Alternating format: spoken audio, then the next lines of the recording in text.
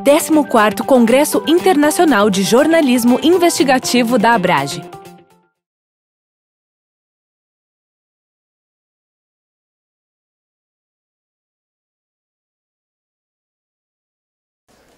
Bom dia de novo a todos e todas. Meu nome é Guilherme Canella, eu sou conselheiro regional da Unesco para temas de liberdade de expressão. Tenho o prazer de moderar essa mesa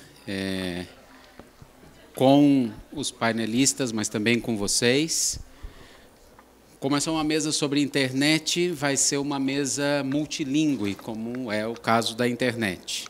Como eu avisei no início, nós vamos ter a tradução do português para o inglês e do inglês para o português, mas nós também vamos ter espanhol nessa mesa. Então, quando o Daniel estiver falando espanhol, aí vocês têm que fazer uma escolha nas línguas que vão estar sendo recebidas pelo fone, pelos auriculares.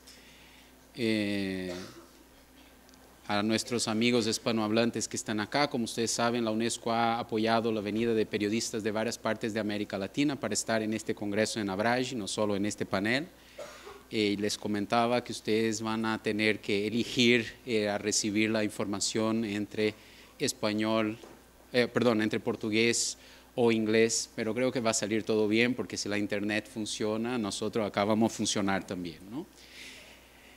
Então, vamos começar. A gente vai ter 1h30 para conversar sobre esse tema, que, como vocês vão ver, é interessante, mas não é nada fácil.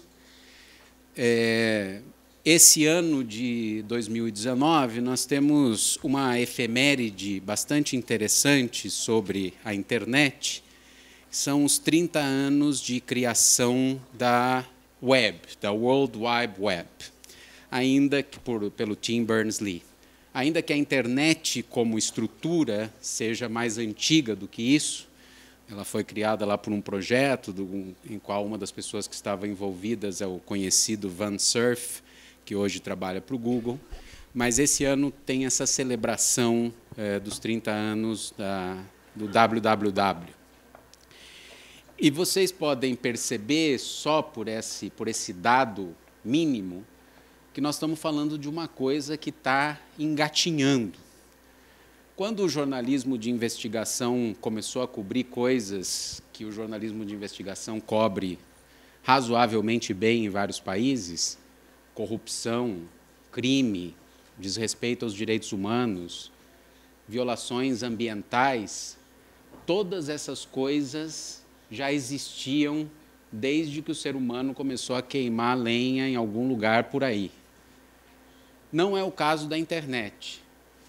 Esses senhores e essa senhora que está aqui, que cobrem internet, têm que lidar com um fenômeno que não tem mais de 30 anos e alguns dos desenvolvimentos que estão sendo cobertos hoje pelo jornalismo, mal ou bem, não tem mais do que alguns meses.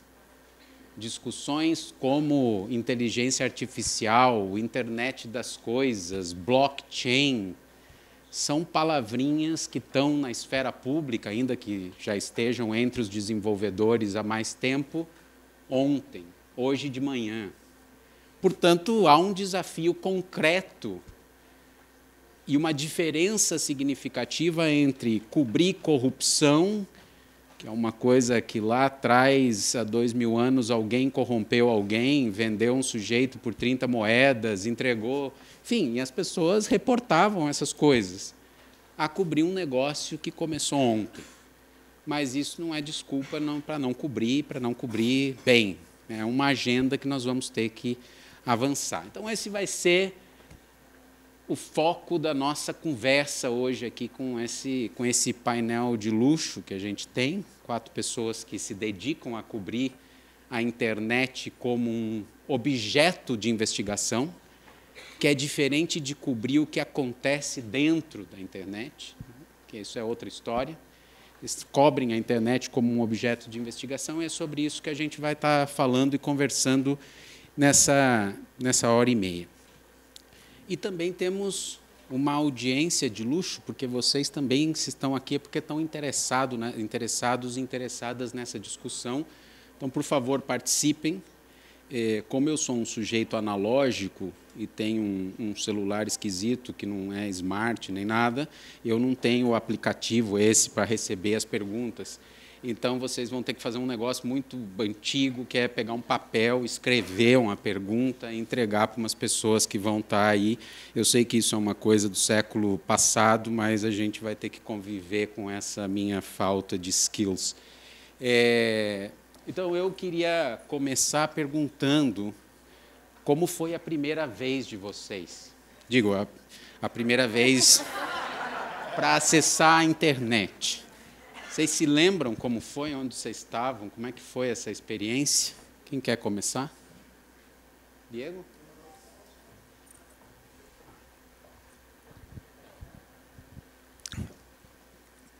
Buenos días, es un placer estar aquí y bueno, compartir este panel con periodistas tan experimentados y admirados como los tres con los que tengo el honor de estar sentado. Yo sí me acuerdo la primera vez que conocí Internet. Esto va a sonar Gabriel García Marquesco.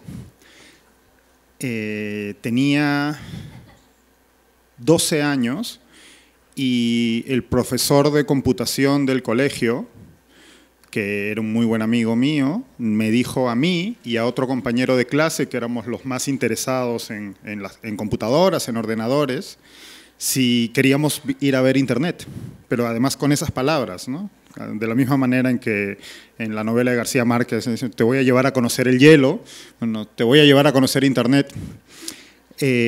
Salimos del colegio, cogimos un autobús, recorrimos la mitad de la ciudad y 40 minutos después entramos en un edificio que está ubicado en Miraflores, en Lima. Yo nací y crecí en Lima, aunque he vivido en distintos países después. Y entramos al edificio de la Red Científica Peruana, que en una segunda planta había un salón con alrededor de 15, 20 computadoras conectadas a Internet. Tuvimos que pagar no sé cuánto, calculo que habrá sido el equivalente a $5 en esa época, que era bastante dinero para un niño de 12, 13 años, y nos sentamos cada uno frente a una computadora conectada a un módem que hacía... Veo que casi todos son más jóvenes que yo en el auditorio, pero muchos se acordarán el sonido del que hacían los modems, ping, ping, en esos años. Y recuerdo que la primera página web a la que entré fue NBA.com, porque yo jugaba básquet y bueno, que vivía pendiente de la actualidad. Tardó más o menos 10 minutos en cargar. No es mentira esto, estamos hablando del año 94 aproximadamente. Y quedé alucinado. Quedé alucinado, volví a mi casa y le rogué a mis padres. Me tardó cerca de hora y media convencerlos de que me pagaran una... En ese entonces tenías que pagar una suscripción mensual para poder acceder 1 hora diaria a Internet en ese local. Tenías que ir hasta ese sitio y sentarte en una computadora y en 1 hora, calculen, si una página web tardaba en cargar 5 o 10 minutos, no podías hacer mucho, pero era una ventana al mundo. Y bueno, al día siguiente evidentemente volví al colegio y estábamos yo y mi compañero de clase contándole a todos como si hubiéramos visto el nacimiento del fuego, ¿no? Nos sentíamos un poco Prometeo. Gracias, Tatiana. Bom dia. Não esperava essa pergunta, precisei ficar lembrando aqui, mas a primeira vez mesmo foi em 94. Meu pai era meio nerd, meio early adopter, e aí ele tinha um esquema de conectar no provedor da USP, que até hoje eu não sei direito o que era, e era muito chato. Era uma tela branca, que apareciam os escritos, e eu tinha 8 anos, achei aquilo... Tá, meu pai estava super empolgado, olha o que aconteceu, olha o que eu consegui. E eu falei, tá. Mas eu acho que eu descobri mesmo o que era a internet um pouco depois, já no final dos anos 90, começo dos anos 2000, no famigerado bate-papo do UOL. Sala 10 a 14 anos, estava lá eu, com 10, 12 anos, conversando com as pessoas no bate-papo. E acho que foi isso. Acho que foi quando eu descobri realmente como que a gente conseguia se conectar e descobrir mundos muito diferentes. E eu lembro também que a gente, depois, no começo dos anos 2000, daí eu já virei viciada mesmo, já enganava a minha mãe falando que eu ia dormir, mas, na verdade, eu passava a madrugada no ICQ, porque de madrugada, acho que os jovens não vão lembrar, mas de madrugada a gente só contava um pulso, então a conta não chegava, né, para a mãe descobrir. Então eu esperava ela dormir, falava que ia dormir, depois da meia-noite conectava e passava a madrugada virada conversando com as pessoas no ICQ. Acho que foi ali que eu viciei mesmo no negócio. Bom dia, obrigado pela presença de vocês, obrigado aos palestrantes. Eu quase certamente teclei com a Tatiana nos chats do UOL. A gente tem mais ou menos a mesma idade, eu acho. Eu tenho 34, então nessa época eu estava lá. Mas eu lembro que o começo mesmo, meu pai também era um entusiasta de tecnologia e tinha computador até antes da internet, que ele gostava e escrevia e produzia as coisas dele lá. E eu lembro uma vez que ele também quis mostrar uma coisa e tal, e eu fiquei apaixonado naquilo. Eu não lembro exatamente a primeira vez, mas eu lembro o primeiro mês. Porque à noite pagava um pulso só que a gente não podia dormir muito tarde. Então, meus pais iam trabalhar, muitas vezes eu ficava sozinho, meu pai trabalhava do lado de casa, então eu ficava quietinho lá. E eu ficava na internet horas. Aí veio a conta de telefone que não foi bonita. E aí eu lembro que eu tomei uma baita bronca, né? A internet de escada, demora pra caramba, entra no chat, cai, né? Aquele barulhinho de conexão de escada, enfim. Mas eu lembro que também fiquei bem... Nunca mais, né? Você esquece isso e quando você começou a navegar e como é que eram os sites antes, o que podia fazer e o que a gente faz hoje, né? Então, acho que isso que me levou a cobrir internet e tecnologia, né? Foi uma coisa muito significativa quanto pegar essa transição, né? De quando não tinha internet, de quando a gente começou a acessar e que foi um mundo totalmente novo que a gente não tinha na escola, por exemplo, né? I'm so happy to be here. Thank you for having me. Thank you to Guilherme and UNESCO. Thank you to all of you for coming. It's actually a great question. I had not thought of it either. Very interesting. When my father was also an enthusiast, so it seems like there's a bit of a theme. I remember he would buy the early computers, and the 10 megabyte hard drive would be this big, a Bernoulli drive, very big. And my first website I built on GeoCities. Maybe some of you remember GeoCities. It's gone now, unfortunately. It was a Manchester United soccer website, which was very strange for a kid in Colorado in 1996. And it had a cool fire GIF that was around the bottom, if everybody remembers the really popular ones. But I made a lot of websites when I was very young, and as you said, the web was not very good then, which was like a very interesting thing. It got a lot better probably when most of you were starting to use it. But probably the best part of using the internet when I was young is when I was in high school, I somehow convinced one of my teachers for my Western European history class to let me build a website instead of going to the traditional classes. And so I built this website, and she thought it was a very cool website, but the information on Western history was not very good. So I got much better at websites, but I don't know anything about Western history anymore. So apparently there is a father issue here. You heard that, no? Então, 25 anos depois, 94, vocês disseram, nós temos uma internet muito mais avançada. A internet é uma coisa mais ou menos como quem cobre mercado, né? A gente como que antropomorfizou essa palavra, então a gente fala, o mercado tem vontade, né? O mercado sofre porque não vão aprovar a reforma da Previdência, tem dor de barriga. E a internet tem uma coisa parecida, a gente fala da internet como se ela fosse um conjunto monolítico, a internet isso, a internet aquilo. De certa forma, essa sessão tem um pouco dessa fake news, né? Como cobrir a internet é a mesma coisa de que como cobrir o mercado. A internet é uma coisa que tem várias, como se diz na linguagem técnica, várias camadas.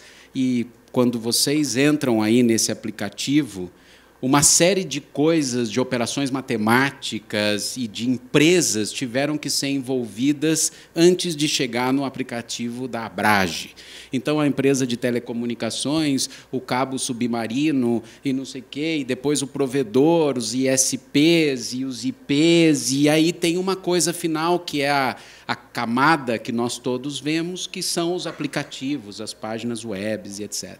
Então, em outras palavras, a internet, assim como o mercado, é um ecossistema complexo que envolve uma série de atores com seus interesses legítimos, ilegítimos, criminosos, de boa fé, coisas boas, coisas ruins. O que é cobrir essa coisa abstrata que a gente chama de internet 25 anos depois dessa primeira experiência que vocês tiveram? Ou seja, o que é cobrir a internet? O que é fazer um jornalismo que tem por objetivo cobrir essa coisa, assim como os jornalistas que cobrem mercado, ainda que digam que chama assim, se especializam em cobrir Banco Central, em cobrir Bolsa de Valores, em cobrir, que são coisas que compõem esse ecossistema chamado mercado. O que é cobrir esse ecossistema chamado internet? Who wants to start? Pode ser. Eu acho que cobrir a internet é cobrir o mundo, assim. Acho que não tem muita diferença entre o que acontece na internet e o que acontece no mundo. Os problemas da internet são os problemas do mundo. Os problemas de discurso de ódio na internet são os problemas de crime de ódio no mundo físico, né? Eu acho que não existe internauta. Eu odeio essa palavra. Acho que a gente tem que abolir essa palavra, internauta.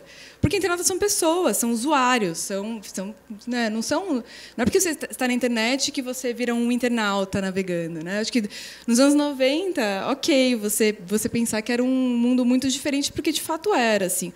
Hoje em dia não é. Hoje em dia todas as nossas relações, toda a nossa vida, as nossas relações, a nossa geladeira, para quem tem uma geladeira inteligente, nosso celular com a gente no bolso o tempo inteiro, a internet está em tudo, assim. Por mais que a gente queira sair da internet, a gente não consegue sair da internet. A internet está em tudo. Então, a gente tem que parar de separar, eu acho, a internet da nossa vida cotidiana, porque ela permeia todas as nossas relações, por mais que a gente não queira.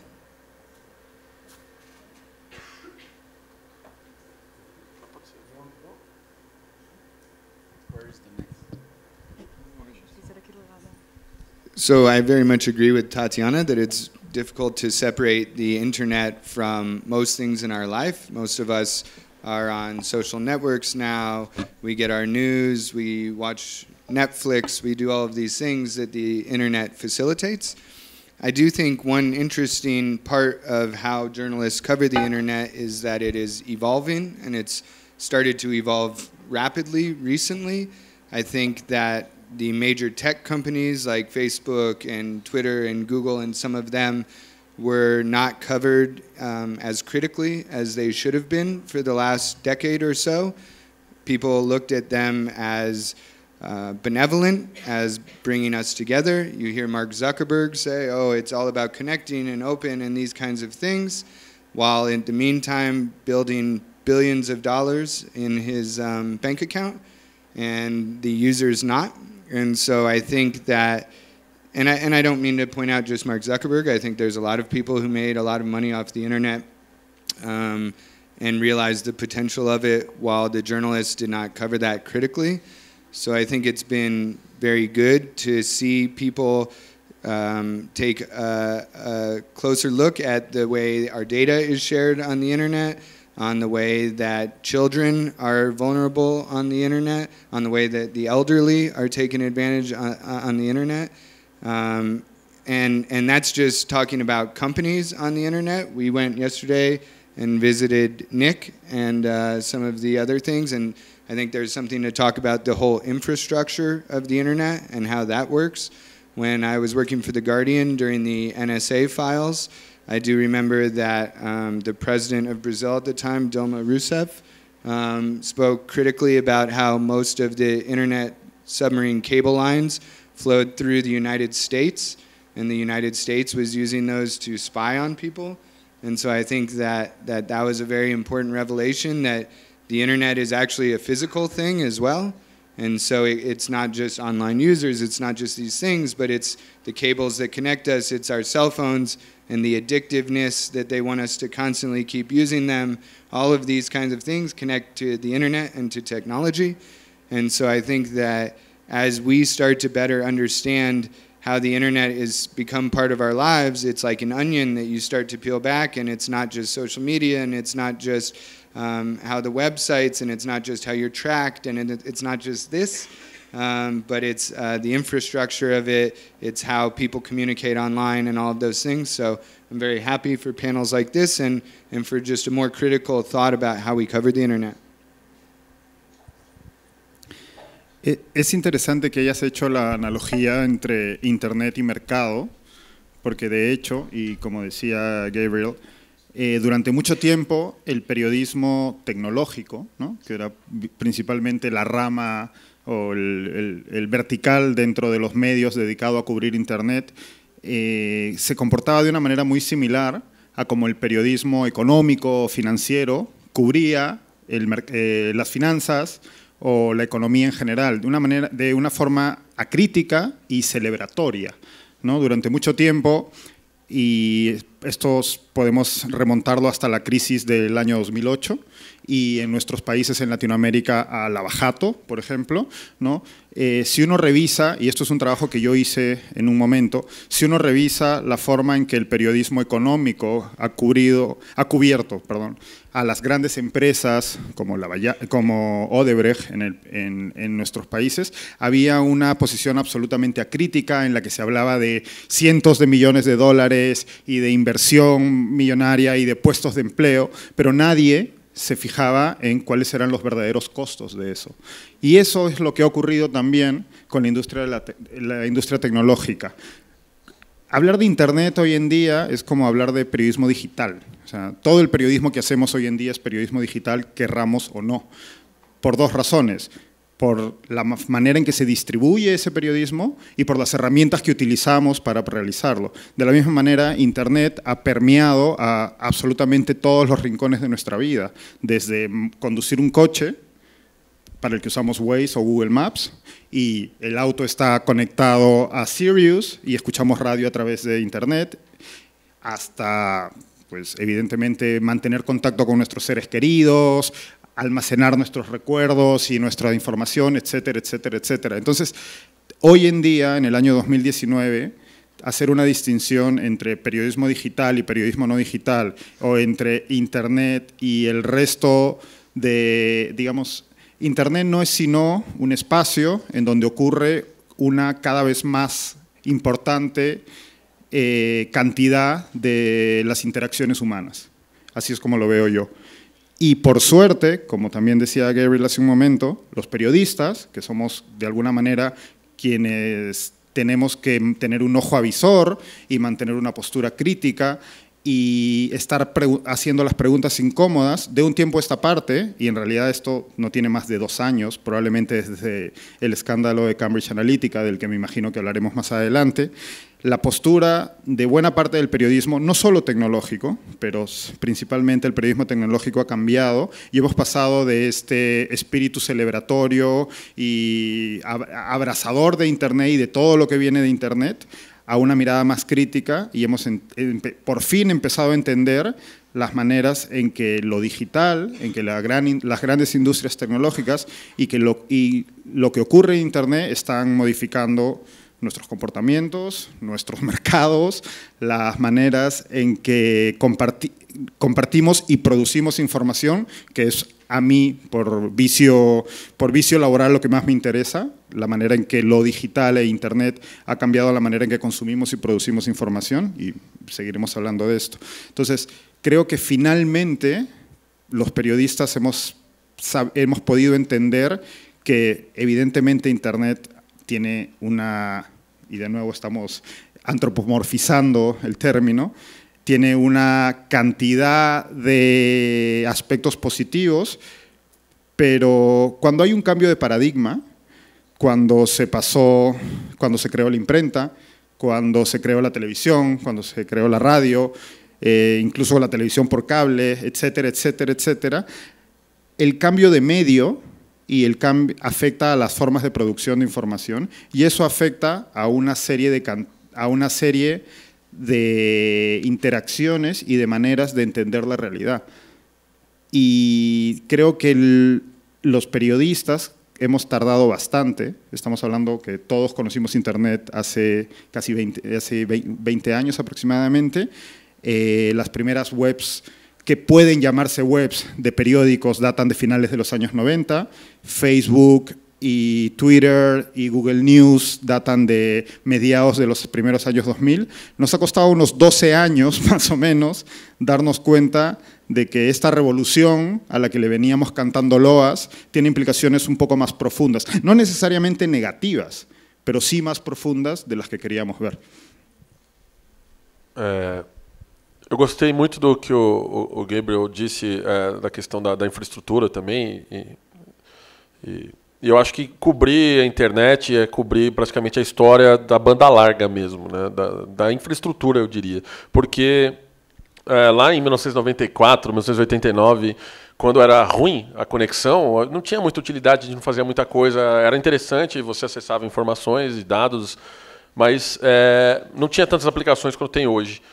E à medida que você vai, a infraestrutura vai sendo construída, foi sendo construída, e a gente chegou onde a gente está hoje, o jornalismo e a cobertura, eles acompanharam isso, né?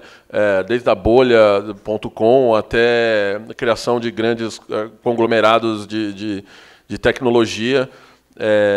Isso seguiu o desenvolvimento da infraestrutura mesmo ali, né? O UOL não é hoje um monstro enorme que ele é, né? Não no mau sentido, eu digo de grande assim, né?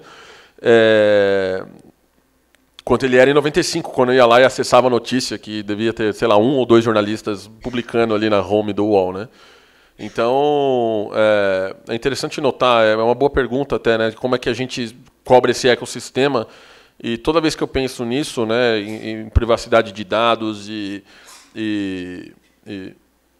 questões de segurança digital, eu penso nessa questão de infraestrutura, né, e como as empresas tratam isso, né, e como a gente olha muito para o Google, para o Facebook, que são empresas que têm um impacto muito grande na nossa vida, de fato, mas aí a gente olha pouco para as empresas de telecom, por exemplo, né? Telecom virou uma coisa que muitas vezes você pode até não cobre, você cobra o negócio de telecom, mas você não cobre o poder que elas têm ali, né? Então é interessante a gente, como jornalista, começar a se atentar mais à cobertura do ecossistema, né? E não apenas do negócio ou apenas do aplicativo ou daquela empresa que a gente usa para falar com a família ou para acessar a informação. Eu queria só adicionar um negócio que eu fiquei pensando enquanto eles falavam.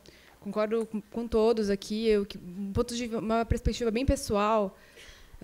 Quando eu comecei a trabalhar com tecnologia, eu não gostava de tecnologia, assim, de celular, de lançamento, de review, de coisa. Eu não gostava disso. Então, eu caí num jornal de tecnologia sem gostar. E aí que eu estava fazendo lá. Assim, eu comecei a me interessar muito pelos impactos sociais mesmo, daquelas mudanças que a gente cobria, né? De que maneira o Facebook, quando eu comecei a trabalhar mais com isso, foi em 2009 no Estadão, e aí o Facebook estava começando a bombar aqui no Brasil, e aí a gente tentava pensar, tá, beleza, o que esse cara, o Zuckerberg, tinha vindo para o Brasil naquele ano, e a gente... Qual é o impacto disso, né? De que maneira que isso muda a sociedade? Era a época da Primavera Árabe, uma época em que todos nós ficamos acompanhando nosso Twitter, a revolução vai ser tweetada, que coisa legal. Isso vai democratizar a comunicação. Eu lembro que fiz uma matéria sobre blogs de policiais, que eu estava conversando com o Guilherme.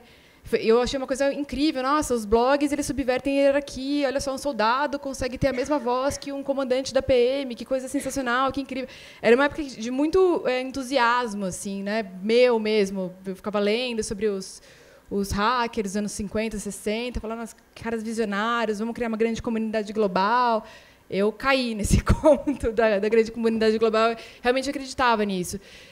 Aos poucos, a gente tem que pensar que esse ecossistema de produção e de consumo de conteúdo acabou sendo engolido por basicamente pouquíssimas empresas, 4, 5 grandes empresas, assim. Então, cobrir tecnologia hoje passa necessariamente por olhar esse ecossistema que é necessariamente, né, não sei se a gente estiver falando de um ponto de vista da infraestrutura, mas quando a gente fala de conteúdo, de internet, cobrir isso passa necessariamente por olhar que todas as nossas relações são intermediadas por grandes conglomerados e grandes grupos que têm seus próprios interesses econômicos.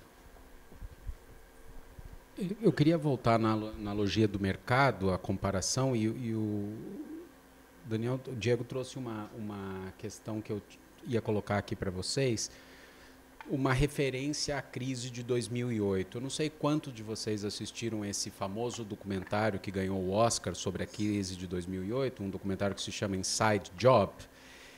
E ali fica muito claro como que o jornalismo não conseguiu contar a história, né? A crise, o que eles contam naquele documentário é que a crise do subprime já estava sendo antevista em alguns papers acadêmicos, na relação promíscua entre a academia, parte da academia e os grandes bancos, e com os reguladores, e etc.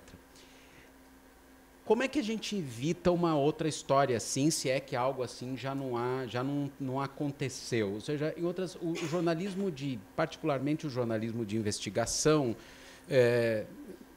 nasce com esse apelido de jornalismo watchdog, não? Perro guardião, cão de guarda, a ideia de que o jornalismo tem que ser uma espécie de vigilante dos poderes, sejam os poderes estatais, mas outros poderes, da igreja, e ainda assim a gente demorou não sei quantos anos para descobrir que tem padre pedófilo por aí, ainda que essas coisas aconteçam. Não? Investiga-se muito o legislativo e o executivo, mas se investiga muito pouco o judiciário, a igreja, o setor privado, a internet. E agora, com todas essas crises que estão acontecendo, com os grandes proprietários das grandes empresas de internet indo falar diante do Senado nos Estados Unidos ou diante da Comissão Europeia, evidentemente que há um medo do lado deles, e que é um medo que pode ser real e afetar nós outros, que é o medo de quais são os impactos que podem ocorrer se essa estrutura toda for regulada pelo Estado. Porque isso pode ter impactos à liberdade de expressão, à privacidade. Bom, temos nesse mundo estados e estados, né? Então, bom, como ninguém quer ser regulado, a conversa é que é preciso que essas empresas que querem ser autorreguladas sejam mais transparentes, que se fala hoje em dia de transparência dos algoritmos. Então, a pergunta para vocês é o seguinte: qual é a função do jornalismo de investigação aqui em garantir a accountability desse negócio, em garantir a accountability desse ecossistema, mas fazendo jornalismo de verdade, fazendo jornalismo de investigação? Como é que faz isso? Como é que vocês evitam um novo inside job fazendo um jornalismo cotidiano de garantir mais transparência para essa coisa que a gente chama de internet?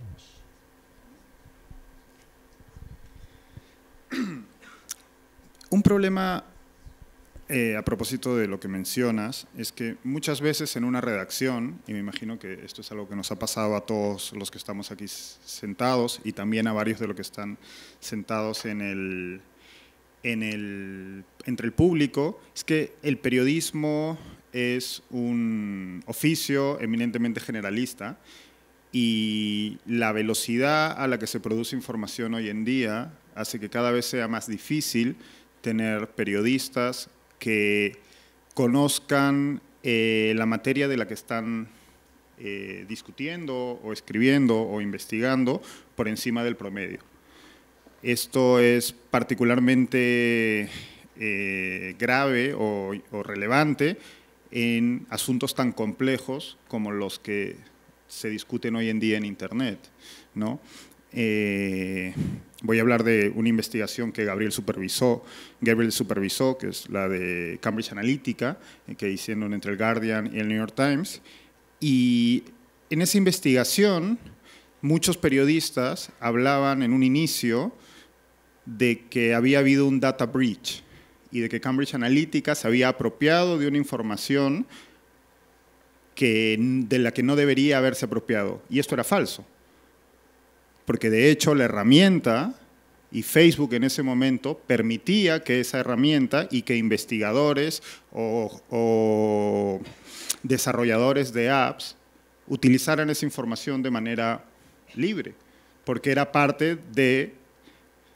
Cuando uno monta una plataforma como Facebook, quiere que las personas más inteligentes y los mejores desarrolladores se monten sobre esa plataforma para producir contenido y producir aplicaciones que sirvan a los usuarios y que permitan que los usuarios pasen más tiempo en Facebook. Al final lo que Facebook necesita es que la gente pase la mayor cantidad de tiempo ahí, y para eso necesitas que haya más aplicaciones. Entonces, ahí tenemos un ejemplo claro de cómo algo que era sabido por cualquier persona con un mínimo de conocimiento sobre cómo funciona Facebook, era ignorado por un porcentaje altísimo de los periodistas que luego tuvieron que cubrir lo que ocurría. De hecho, y esto ha sido señalado por una gran cantidad de expertos, la campaña de Obama, la campaña de reelección de Obama, ya había utilizado Facebook de una manera similar. Y esto es algo que, de nuevo, cualquier persona con un mínimo de curiosidad y de conocimiento sobre la herramienta, sobre la plataforma que es Facebook, sabía. Pero luego, a la hora de cubrirse, muchos periodistas que ignoraban esto, lo vendieron como si se tratara de un problema de seguridad. Insisto, no estoy intentando disminuir la responsabilidad de Facebook, pero incluso para atacar o para criticar hay que ser extremadamente preciso en cómo utilizamos los datos y la información. Y esto es solo un ejemplo, pero esto ocurre todos los días en todos los medios del mundo. O sea, todos los días en todos los medios del mundo hay periodistas que levantan información de la que no son capaces de comprender y lanzan a su audiencia muchas veces titulares alarmistas que no de mala fe, sino única y exclusivamente porque no son capaces de entender aquello sobre lo que están escribiendo. Les comento que Diego escribió un libro que se llama No hemos entendido nada. Ven que él está así un poco duro, ¿no? Gabriel. I actually think that Diego is very right and onto a few things. I think, unfortunately, I think we have already missed the moment. But I don't think it's completely our fault. And what I mean by that is these companies rely on what is starting to be known as something called forced consent, which is the idea that we are giving up our information, we are giving up our data, we are giving up our location, we are giving up our social networks, we are giving up even our direct messages and our communications for free in order to use the platforms. But many of us would argue that it's hard to live our lives nowadays without using these platforms. And so we have, in a way, been tricked into this idea of forced consent, of saying, I agree. You scroll through these terms of service, right? These terms of service are not meant for you to be able to read them. These terms of service are meant to say, in very complicated legal language, that you give up your rights to essentially everything in order to use your online banking service. But can you live your life without using your online banking service? In many places, no. In many places, you can't live your life without Facebook. You can't get any news, any local news, without Facebook. Many people use the internet, Facebook, to keep in touch with their loved ones and their family members in distant places. And so does that mean that you should have to give up all of your information in order to do this? So there's the idea of forced consent, right, which is part of the reason why we've fallen into this trap. But I think actually the second and more important and more problematic reason that we've missed this is because at the same time, and actually because of the rise of some of these companies, the journalism business has gone down the tank. And newspapers are closing, and there's not time, and people aren't given the resources. I feel deeply grateful that I am given the time and the opportunity to do Cambridge Analytica investigations, to do fake follower investigations, to do how our apps are tracking us investigations. These investigations take months, 6 months, 8 months, 10 months. Most journalism, most newspapers cannot afford to dedicate those kinds of resources. And the reason they can't afford to do that is because Craigslist was invented. And so Craigslist took all of the classified advertisements, right? And so all the local newspapers lost a huge form of revenue. And now, believe it or not, of course, Craig Newmark funds a lot of journalism. He funds the CUNY journalism, he funds that. So I don't know what that says, but he came through, and I'm not blaming him, right? Like, this is how the internet grew up, but it wasn't exactly our choice.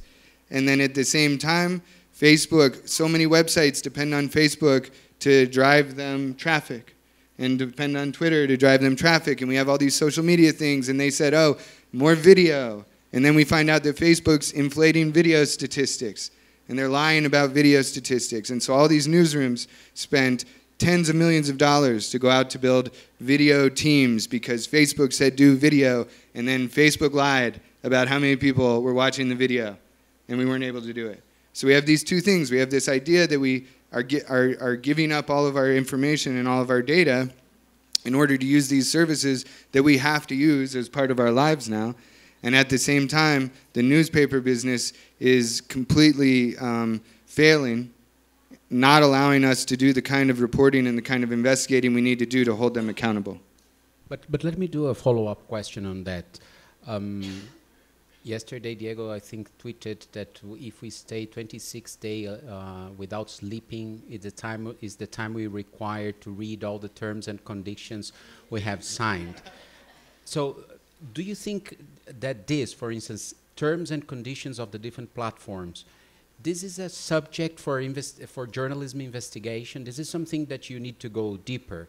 Or what is going on with the advertisement industry? And then how you do that in terms of investigative journalism? Are you using freedom of information requests for investigating these issues of internet? Are you using Watergate tips like follow the money? I want to enter in a more concrete examples on how you hold those big companies accountable. Sure, of course. So, I mean, there are two things. Well, there's many things, right? But what it is a combination of both technical reporting as well as traditional investigative reporting. So for the stories that we've been doing, it requires both the ability. There's a dramatic power imbalance between us as reporters and technology companies, right? A fundamental power imbalance because they understand and have a closed wall around their business and their data and their technology. And we don't have insight into that, right? And so when we were doing the Cambridge Analytica reporting, when we were doing the Facebook device, sharing your information with device makers, sharing your information with Amazon, sharing your information with that, we can't see that, and we can't even tell it technologically always. But there are some ways we can do it, right? The first way we did it is we intercepted the information traveling between our devices and between the websites that they were sending it to. And that is a traditional hacker attack. It's called a man-in-the-middle attack, and we did it to ourselves. And by doing that, we saw that Facebook was giving BlackBerry, Apple, Samsung information more than the information they were giving to Cambridge Analytica, while telling people they weren't doing that anymore and that it wasn't available since 2014. So we were able to write stories saying that BlackBerry has access to your direct messages, to your friends, to your likes, to your interests, to your family members, to all of these things, even though Facebook says they don't share that anymore. The truth is Facebook only shares it with the biggest companies in the world. But the second way we did it is by traditional investigative reporting. And that was developing a source, and that source gave us documents, and those documents we used for the story in December of last year that showed how Amazon, Spotify, and all of these other places were still being given all of this information that they said they weren't. And so we did that with all of our stories. With the app location story, we also intercepted communications, and we saw that the phones were sending out your location from your GPS which is very, very, very accurate, to one of the Weather Channel app, right? Check your weather. Again, forced consent, right? You're checking the weather. They say, we would like to use your location, and it's a weather app. And so you say, of course you need my location. It's a weather app. And they sell your location to 40 different places. 40. They sell your location each time you look at it to 40 different places. Did you consent to that? And these 40 different places collect all your information? So we were able to do that. And then Jennifer Valentino DeVries, an investigative reporter, develops a source at Google who shows that they are using that information and giving it to the police in the United States in order for your location to be used to potentially solve crimes. So when you're using your maps, you think, okay, I've given consent because I'm going to use my maps, so maybe Google knows where I am, that's okay. But then Google says, we're going to give that information to the police, and so you don't know. But the one other thing I'll mention in terms of FOIA, of course we use FOIA in the United States, it's the Freedom of Information Act. I don't know exactly how it works in the individual countries down here. It's extremely important. It's also constantly being fought by the government or by local news. But I was speaking with Tatiana. One of the biggest things that we launched at the New York Times in the last few years was our tip line. So you can go to nytimes.com/tips, and you can submit a tip by WhatsApp, by Signal, by SecureDrop, by email, by all these different ways that allow different amounts of anonymity. And we've gotten over 10,000 tips in 2 years, good tips. We get over 100 tips a day now because people at these organizations, in the communities, they want to tell you this information. And so it's very important to establish a very open way that they can tell you this information because they know that there are things that are going on that are inappropriate, the same way Edward Snowden knew there were things that were going on inappropriate, the same way that all the other whistleblowers, Daniel Ellsberg, way back when, knew things were going on. So you have to provide, nowadays, because there's a power imbalance, such a power imbalance, you have to make yourself available of all the tools. Thank you. Antes de passar para vocês dois, só lembrando que a gente está se aproximando 10 minutos mais dessa primeira etapa e depois a gente vai ter meia hora de conversa com vocês. Então, quem quiser já ir passando as perguntas. É muito interessante o que eles falaram e eu gostei do título do livro, né? Não entendemos nada, né? Uma das coisas... tive essas grandes investigações, essas matérias que vão a fundo, envolvem fonte, fazem análise de dados e são um grande trabalho de apuração. Mas se tem uma crítica que eu tenho para o jornalismo de tecnologia, para o jornalismo em geral, eu acho, mas até principalmente para o jornalismo de tecnologia, é que a gente investiga muito bem, mas a gente explica mal por que aquilo é importante para a pessoa, né? Então por isso que eu gostei do título do livro, não entendemos nada. Então acontece uma coisa como o escândalo da Cambridge Analytica, que foi um negócio monstruoso e envolveu, sei lá, manipulação política, envolveu abuso de direitos de uso de dados, envolveu um monte de coisa. E a gente, talvez vocês, mas nós aqui com certeza, a gente entende a implicação que isso tem na nossa vida e na vida dos outros, mas os outros talvez não entendam. Muitas pessoas falam, mas e daí?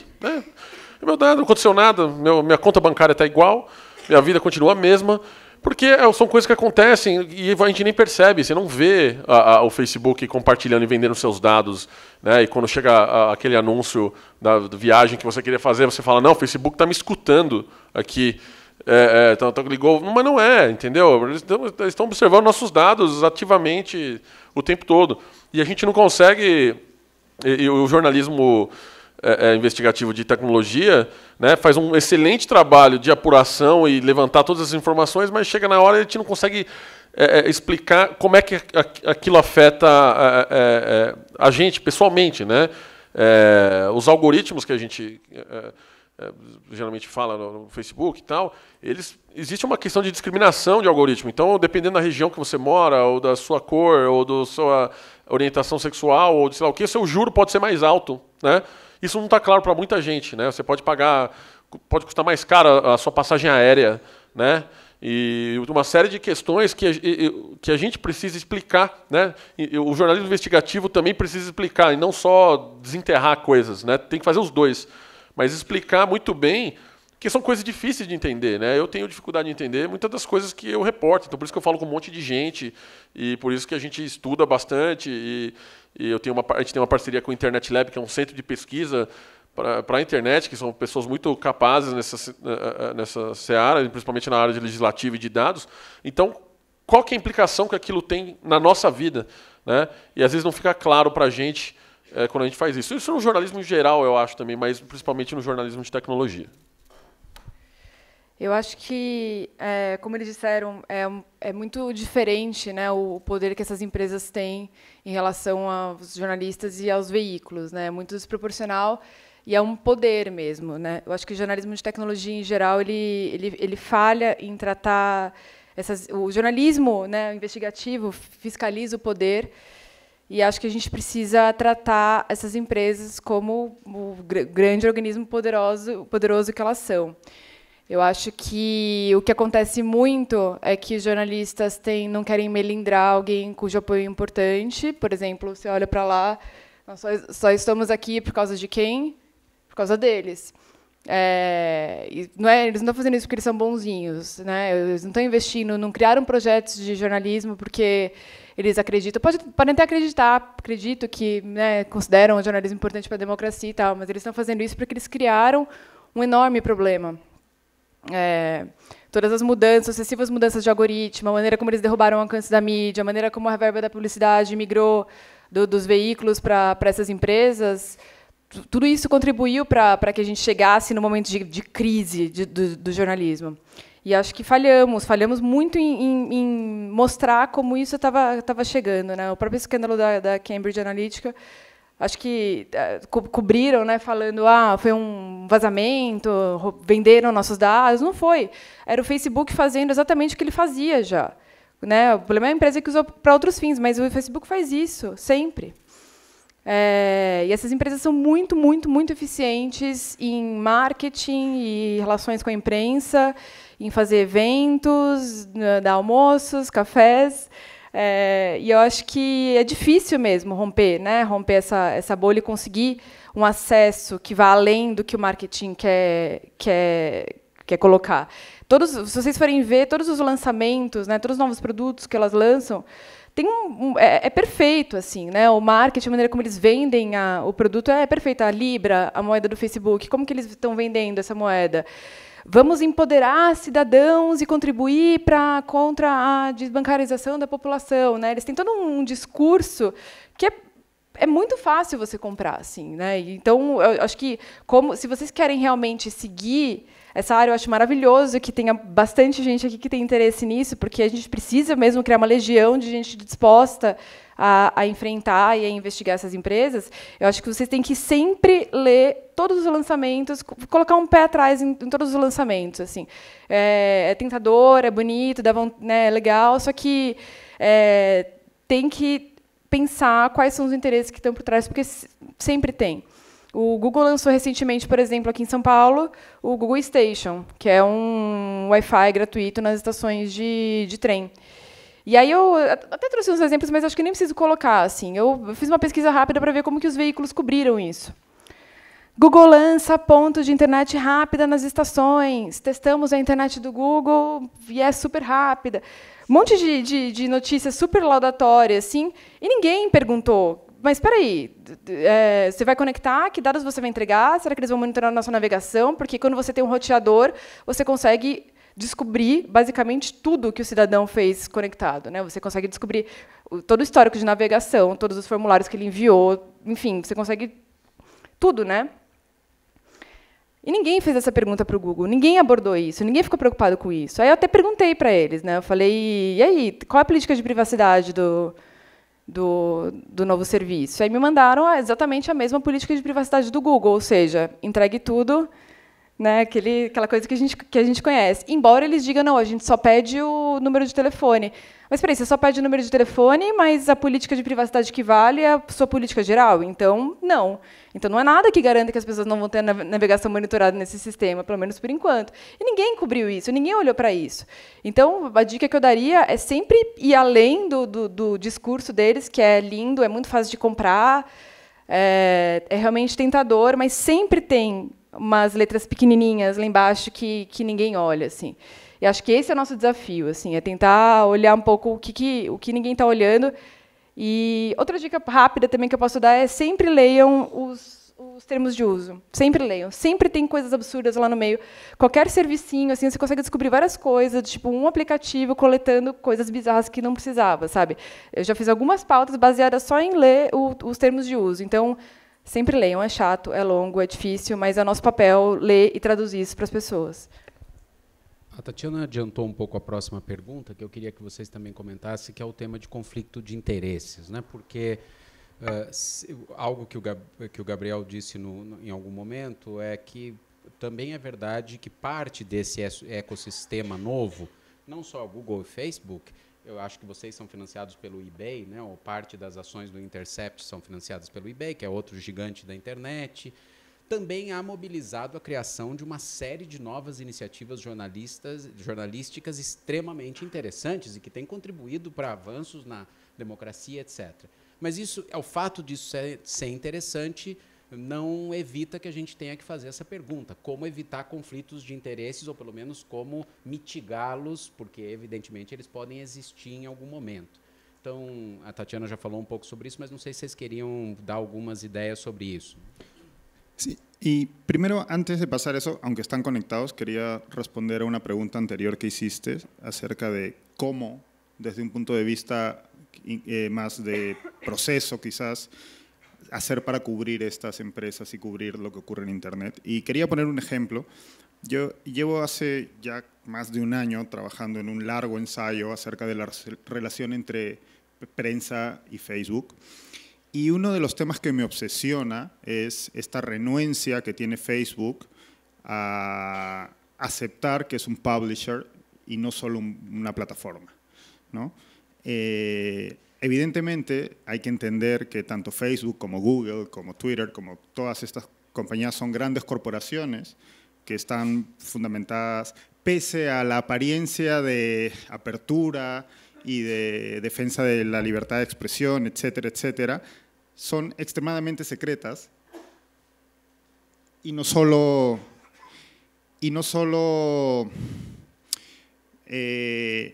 aprovechan el secretismo interno, sino que castigan a quienes intentan desvelar secretos o la manera en que funcionan. Y pongo un ejemplo, ¿no? Yo, para poder entender esto, evidentemente presenté una infinidad de solicitudes a distintas instancias de Facebook para que me explicaran, por un lado, cómo funciona el algoritmo en lo que a contenidos periodísticos se refiere, cosa que todos sabemos que es como la fórmula de la Coca-Cola y que nunca nos van a revelar y que es quizás la madre del cordero y la razón principal de nuestros quebraderos de cabeza. Y hice una cosa y fue matricularme en un curso que daba Facebook para periodistas para que aprendiéramos a navegar en el algoritmo. Y era muy curioso porque no voy a decir el nombre, la persona responsable del taller, una persona que trabaja para Facebook, durante todo el rato que daba el curso, pese a que Facebook defiende una y otra vez que es una plataforma, decía las noticias o el contenido que a nosotros nos importa que se vea, las noticias o el contenido que nosotros favorecemos en nuestra plataforma, las noticias o el contenido que no queremos o que preferimos que los usuarios no. Y todos sabemos que Facebook toma decisiones editoriales. De hecho, recientemente ha habido varios reportajes que revelan las condiciones en que trabajan los moderadores de contenido de Facebook. Y pese a ello, Facebook sigue insistiendo en que es una plataforma que no toma decisiones editoriales, aunque, de hecho, hace poco en una corte de California, para defenderse de una demanda de unos desarrolladores de una app, aceptó que era un publisher, porque así pretendía obtener la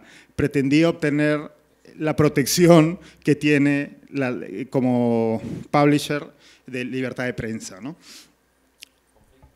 Exacto. Entonces, lo que tenemos que entender es que más allá del entusiasmo con que todos hemos abrazado a Facebook y otras plataformas y otros monstruos de Internet en los últimos años, son empresas que responden ante sus accionistas y como tales su principal obligación es generar dinero y tenemos que entender cuál es el negocio que sirve para generar dinero. Eso no quiere decir que no podamos aceptar las iniciativas que intentan quizás lavarse un poco la cara ante el desastre que pueden haber ocasionado en la industria de medios, pero siempre y cuando quede claro y siempre y cuando tengamos claro esto y mantengamos esa mirada de suspicacia, ¿no? Yo creo que el problema principal es que durante mucho tiempo los periodistas hemos perdido esa suspicacia por las razones que explicaba Gabriel, por ejemplo, porque evidentemente la mayoría de medios hoy en día está en crisis y no puede dedicar el tiempo ni el esfuerzo necesario, pero también porque, bueno, las lucecitas eran muy llamativas, ¿no? So I think a very brief side note is Diego's totally right.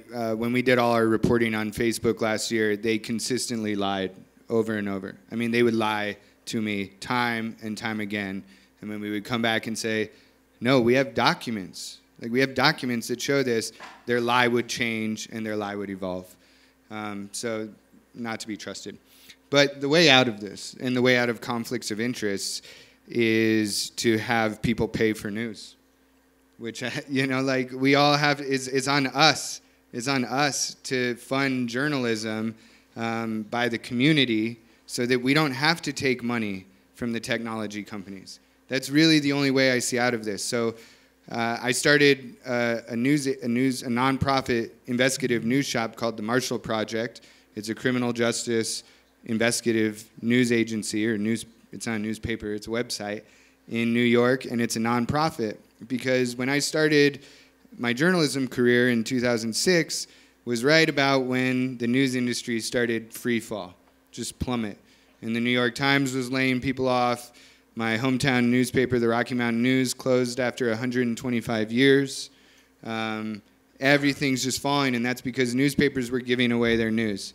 And that's because it used to be funded by advertising in print paper, which was also a conflict of interest in many ways, right? And remains a conflict of interest, having advertising. And so it was really important to me to try the nonprofit model to try to figure out how are we going to be able to do this kind of independent investigative news without relying on tech companies, without relying on outside funding. And the Marshall Project has been able to do it. And you do that by finding something that people care about.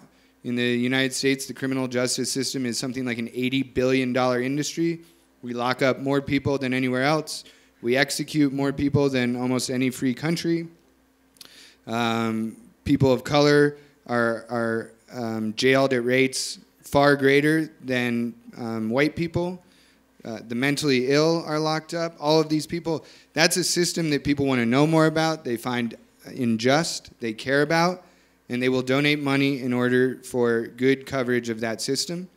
And so it is on us to not only as journalists cover things in a way that the community needs, that the community wants, but as a community, which I'm both a journalist but a consumer of news, we need to pay for our news. Like, you need to pay for whether it's the New York Times or The Intercept, and as a nonprofit, you can donate to them. It's on us, because otherwise you're going to wind up with Facebook being your source of news, and the algorithm that Facebook controls deciding that you want more cat news or you want more news that only reinforces the ideas that you already have, right? So, I think that's the way out of it.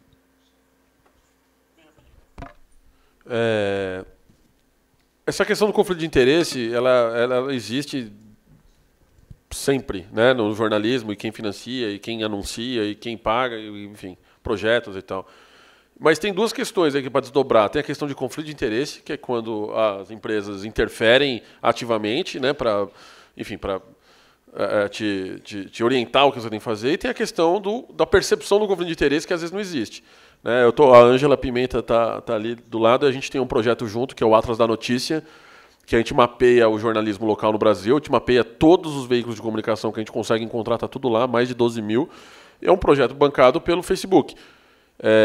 Tenho certeza que eles têm N interesses em financiar isso aí, mas nunca me falaram o que eu tinha que fazer, o que eu poderia fazer, o que eu não poderia. A gente montou, e a Ângela é testemunha, a gente montou do zero tudo, do jeito que a gente quis, do jeito que a gente pôde fazer. Então, assim, existe conflito de interesse muitas vezes? Existe, né? O Omidyar não chega e fala assim, o Intercept vai publicar ou não vai publicar essa coisa ou aquela coisa. Né? A Fundação Ford não chega para a agência pública e fala, vocês vão publicar isso ou aquilo. Então existe essa percepção de conflito de interesse que é muito arraigado, fala assim, pô, fulano é ligado a... Como chama? O Soros. O cara é ligado aos Soros, sei lá o quê. Fala, cara, esse cara está financiando, enfim, pelos motivos dele, para ter melhor publicidade ou para ter... porque ele acredita mesmo na democracia, de repente pode ser até isso, né? E tal, mas quando se não há uma interferência direta ou até indireta, assim, eu enxergo mais como uma percepção de conflito de interesse do que um conflito de interesse de fato. Embora eu admita que, enfim, né, você tem muito troll aí que fala, mas fulano é ligado a X ou Y, né? Todo mundo é ligado a alguém de uma forma, né? O dinheiro vem de algum lugar, né? Então, nem que seja dos anunciantes, dos leitores, né? Claro, a pergunta de conflito de interesse não é algo que efetivamente aconteceu no momento. A questão é se vocês tiverem que fazer um projeto para ser crítico ao Facebook, como se comportariam nesse caso, porque o Atlas não interfere nesses interesses.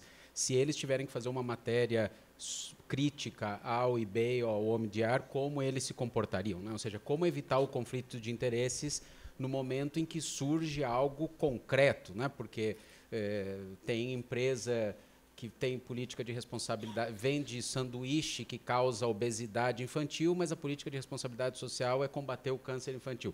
Nada contra isso, mas não é essa externalidade negativa que está sendo trabalhada e não é esse o conflito que está sendo gerado. Eu acho assim que se eu estivesse criando um site, um projeto para criticar o Facebook não ia patrocinar esse projeto. Então, acho que também não tem uma relação direta de falar bem ou mal do Facebook. O logo dele está lá no Atlas da Notícia, mas, enfim, nunca falaram o que a gente tinha que fazer, porque ele também faz o seu trabalho, e é isso. Talvez fosse um site que nem aquele site americano que não lançou, né, com a Julia Engwin, que é o Markup lá, que era um site para realmente... financiado pelo Craig Newmark, né, um dos principais financiadores. Era um site não para falar mal, mas assim, para explorar todas as questões da tecnologia e o efeito dela na sociedade, principalmente Facebook, que é uma empresa, e o Google também, que são empresas gigantes, né? Então, enfim, tem a ver com o interesse da empresa, obviamente, mas com o objetivo da publicação. Ângela, você tem uma coisa burning issue aí que... Bom dia ainda, não, boa tarde já a todos, já que o Sérgio, que é nosso parceiro no projeto Atlas da Notícia, mencionou o Projor, eu acho que, em nome da transparência, eu preciso dizer o que o Projor pensa a respeito dos seus projetos. O Projor foi fundado pelo Alberto Dines, né? Canelas aí conheceu bem, e o Dines trabalhava aceitando, inclusive, o patrocínio das plataformas e também do governo. Isso está no nosso estatuto. O que a gente acha, e aqui eu vou citar também a Claro Ordel, que estava anteontem nesse palco. Tem duas questões aqui. Como é que, num momento de projetos que atendem, que tentam responder questões urgentes, feito desinformação, feito cobrir o que está acontecendo com o jornalismo local, como é que a gente acha fundos que sejam legítimos? Né? Que a gente possa emitir nota fiscal, ter projeto, ter entrega. E a gente encontra nas plataformas, inclusive no Brasil, isso é mais complicado, talvez no Peru seja também complicado, menos complicado nos Estados Unidos, onde existe a cultura das fundações, a cultura da doação. No Brasil, não é bem assim. A gente acha no Projor, por exemplo, o nosso Observatório da Imprensa, eu não tenho nada com aquilo. Eles criticam quem eles quiserem, e a gente faz questão de mantê-lo vivo. Por que eu não posso ter nada com aquilo em termos de decisões editoriais? Porque, justamente, a gente tem outros projetos que são financiados pelas plataformas. Por que a gente aceita esse dinheiro? Primeiro, porque a gente acha que é um direito legítimo e porque tem uma questão aí de responsabilidade social corporativa. Eles têm um papel na disrupção digital e querem nos ajudar de uma maneira transparente. Não acho que, por a gente aceitar esse dinheiro, por a gente ter os projetos, por a gente entregar o que a gente entrega, a gente está acima de ninguém. Nós continuamos sendo passíveis e convidamos o escrutínio sobre os nossos projetos, sobre os nossos compromissos. O que nós, jornalistas, não podemos aceitar é um padrão duplo, de que nós criticamos todo mundo, que nós temos os nossos projetos e que nós não podemos ser vidraça, nós somos o tempo todo. Então, o que a gente tem a dizer no Projor é que aceitamos esse dinheiro, aceitamos de bom grado, o que a gente entrega é claro, né? E que, se houver críticas a isso, nós estamos abertos a aceitá-las. Obrigado. Então, aqui tem 2 elementos novos da forma de combater conflito de interesse. Uma é a diversificação de fontes de recursos, porque permite que você não esteja atrelado a ninguém em particular, e o outro é que o próprio jornalismo tem que ser transparente naquilo que faz, se eu entendi bem os pontos que a Ângela colocou. Essa discussão é interessante, porque antes de eu receber as perguntas em papel, 80% das perguntas eram, porque a gente se adiantou a vocês, do que a gente tem a dizer com os logos do Facebook e do Google que estão aí atrás. Então, vocês veem que, mesmo antes de vocês mandarem as perguntas, isso já estava na agenda, a gente não tinha nenhum interesse de esconder essa discussão. Vocês viram, quando a moça chegou, a gente já estava na pergunta de conflitos de interesse. Tem uma pergunta aqui para o Gabriel. It's a question, Gabriel, about how the so-called or the bad-called fake news are getting even worse. So this question is particularly about how you and the New York Times are planning to face things like deep fake in the upcoming elections in the United States. I mean, it's a wonderful question.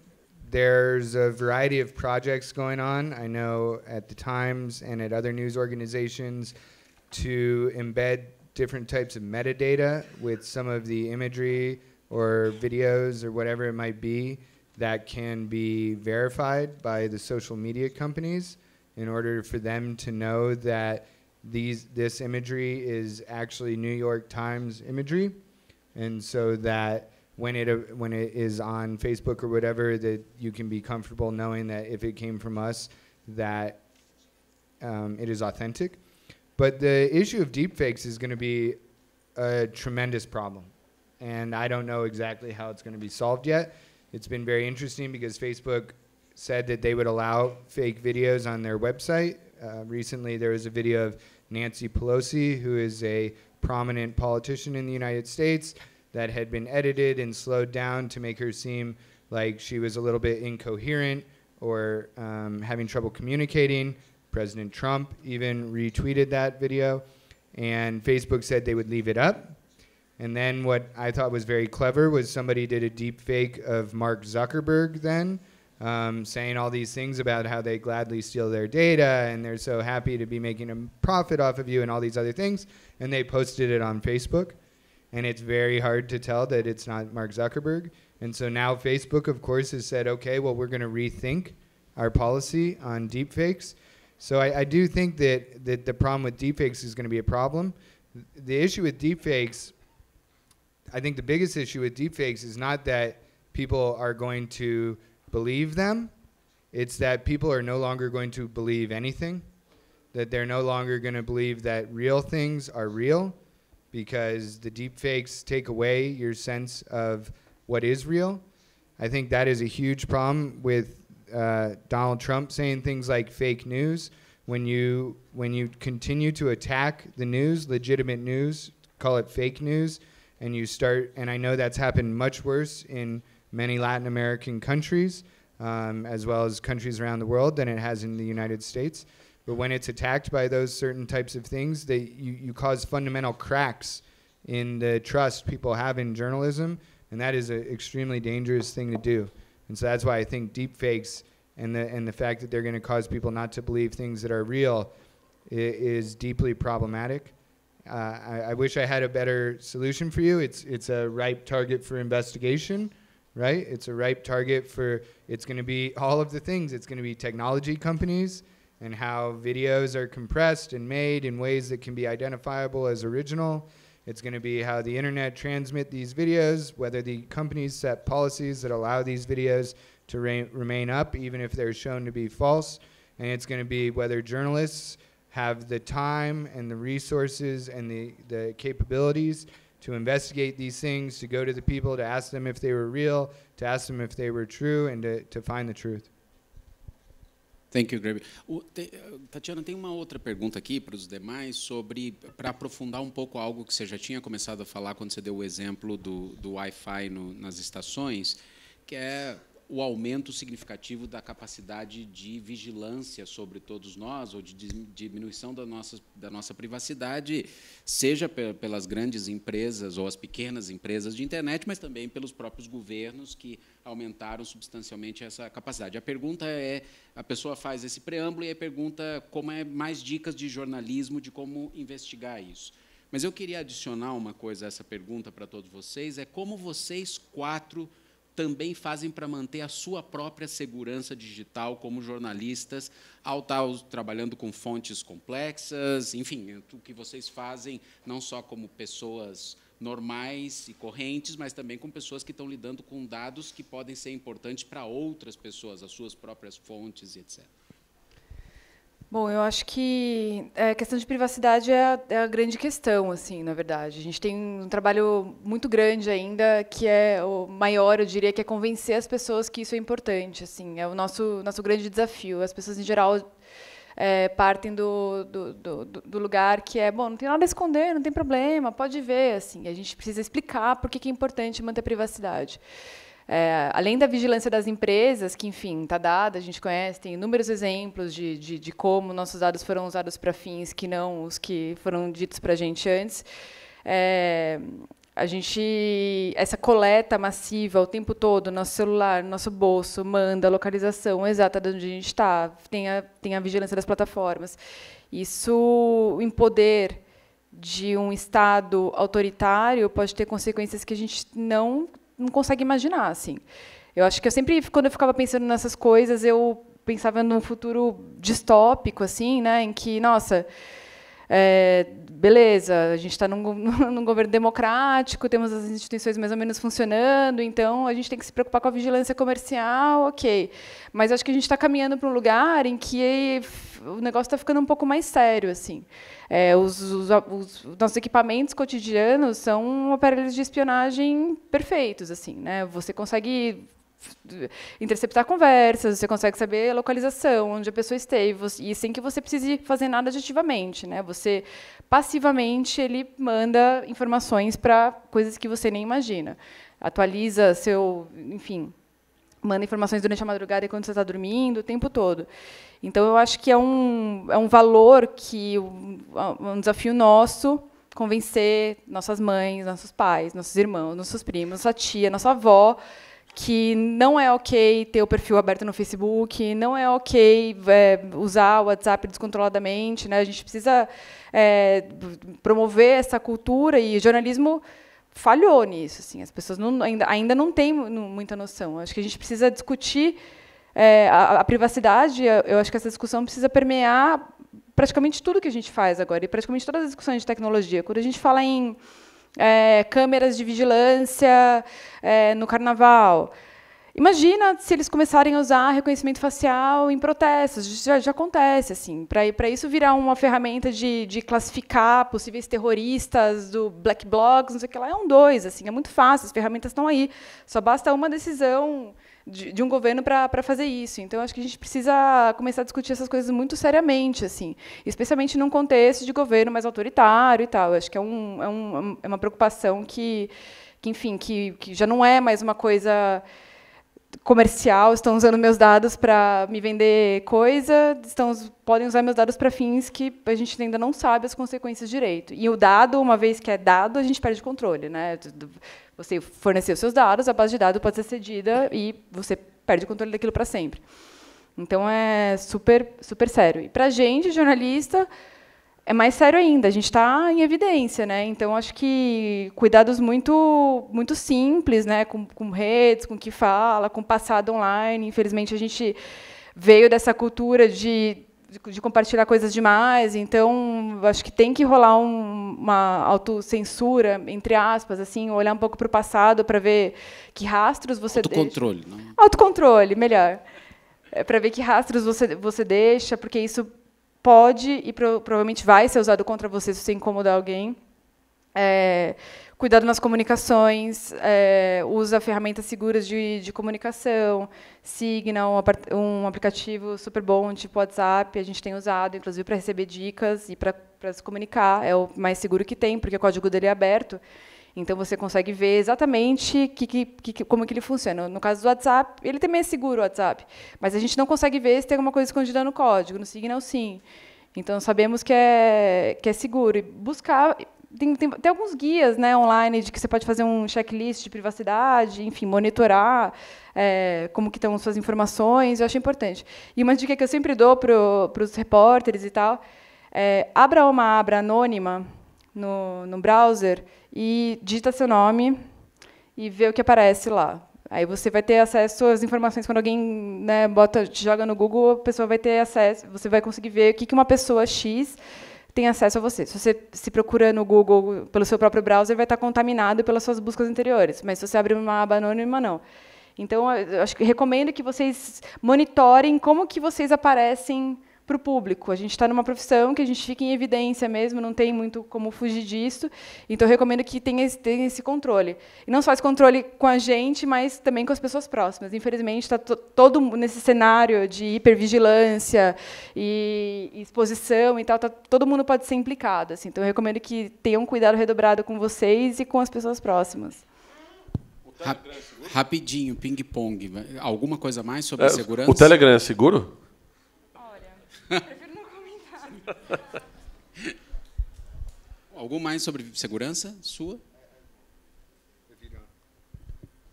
So it's a great question, and just 3 quick points. The first is that, as Tatya was saying, it's very difficult to protect your privacy. It's very difficult. It might be impossible in some nations, and the best I can encourage you to do is what is called hardening. And hardening means just make it difficult for somebody to track you. So use Signal a lot, use things like Proton Mail, use anonymous browsing. Like what these companies want to do, or governments or whatever, if they want to surveil you, they want it to be easy, right? They want to just have one-stop shop where they can go and do this. If they really, really, really want to surveil you, it's going to be very difficult to not be surveilled. But most of the time, they don't really want to do it.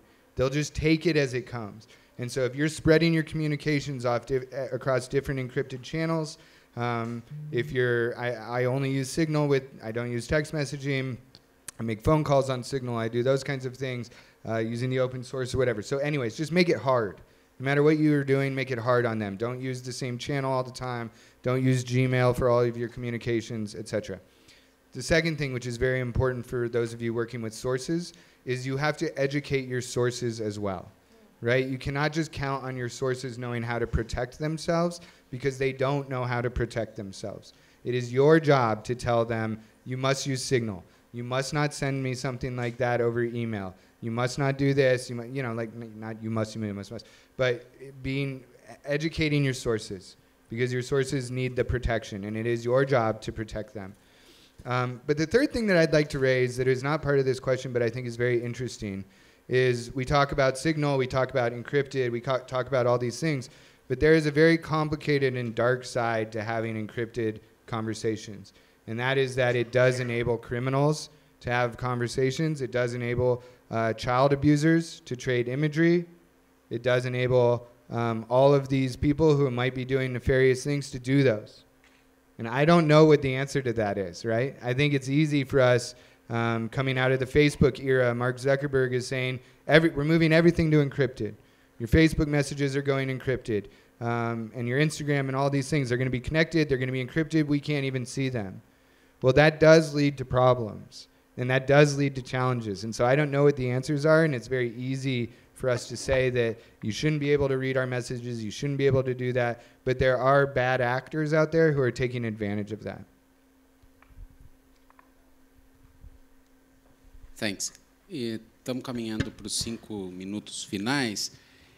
E eu queria perguntar para vocês qual é o seu episódio preferido de Black Mirror e se tem uma pauta jornalística ali no seu episódio preferido. Quem quer começar?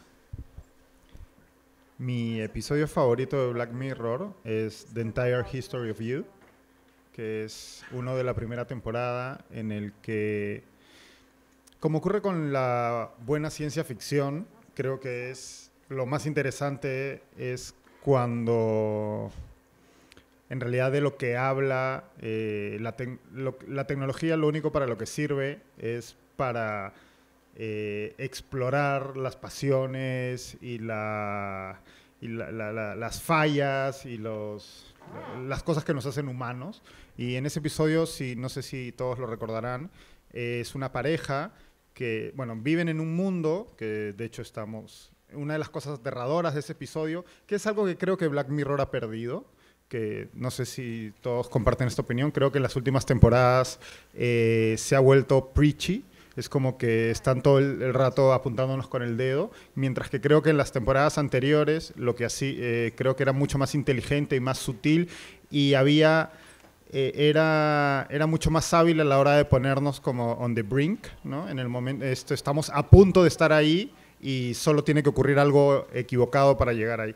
Bueno, y en ese episodio lo que teníamos es, todos los seres humanos tenían una cosa que se llamaba el Grain, que era un aparato que estaba insertado en el cuerpo y tenías un mando que te permitía, tus ojos grababan absolutamente todo lo que ocurría y tenías un mando que te permitía retroceder y avanzar y volver a revisar esto, y esto era utilizado por el gobierno para controlar nuestra vida, ¿no? De hecho, hay una escena en la que entra a un aeropuerto y va a coger un avión y antes de pasar la aduana, el policía lo que hace es revisar toda la actividad de los últimos días para ver que no haya cometido ningún delito. Pero esto toma un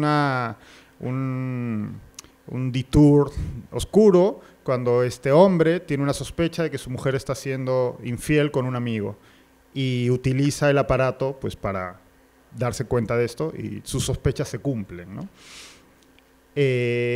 Como decía antes, creo que Black Mirror ha perdido bastante, no sé si es que la realidad le ha ganado, como suele ocurrir muchas veces con cierta ciencia ficción. Pero ¿cuál es ¿tiene una pauta periodística ahí?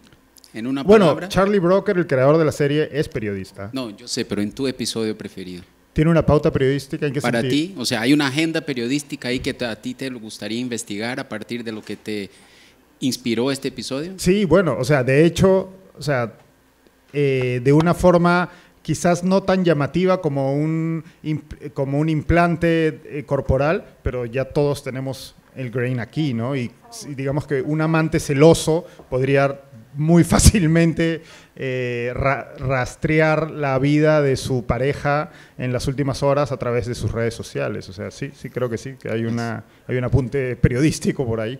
Gabriel? I've stopped watching Black Mirror because we basically live in varieties of Black Mirror. So I don't need the constant reminder that we're already there. But I do think one that when you say like that draws interest, if you all remember the movie Minority Report, I do think that there are things, people are counting on artificial intelligence, machine learning for things like predictive policing, and we're using it for everything from how to parole people in the United States to whether or not health insurance should be higher and stuff. So I think that those are that's like a next layer of technology and investigations that are coming, which are these black box algorithms. It's certainly not a novel idea. People have been doing some reporting on this, but I think it'll continue to gain steam because as these corporations and as society looks to optimize or do things like that, there will be more and more of these algorithms, much like Facebook's algorithm, that begin to grow so complex that even they don't know what they're doing. Eu ia falar das pessoas classificadas com estrelinhas, mas esse acho que a pauta é a mais gritante, mas a senhora já vai falar, então eu vou falar de outro, que é aquele, acho que era a 3ª temporada também, que é tipo um Tinder, que eles se encontram e o aplicativo tem umas regras de tempo, enfim, e é como uma mediação tecnológica tem impacto em coisas subjetivas e na própria vida amorosa, né? E aí tem uma pauta que fica a dica aí para vocês, que é o Tinder mesmo, ele tem um esquema de diferenciação de preços para as pessoas.